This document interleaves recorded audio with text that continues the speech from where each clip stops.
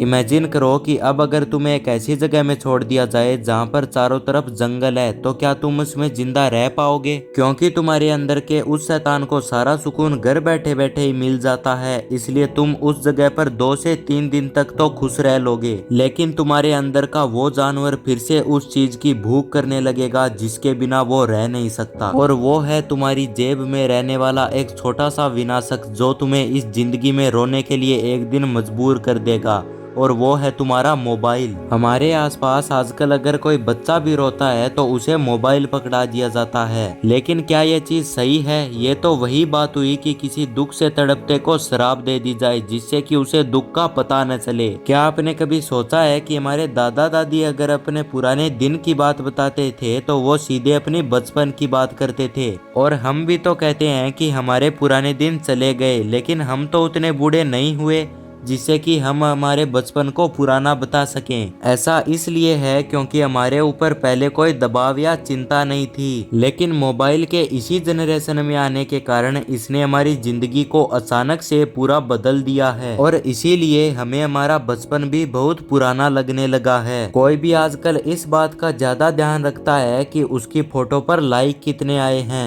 ये आपका मोबाइल आपको ऐसे अंधकार में ले जा रहा है जहाँ पे आपको समय का पता ही नहीं चल पाता है। रील्स देखते देखते आपकी पहली रील कब 50 और 100 में बदल जाती है इसका आपको ध्यान ही नहीं रहता।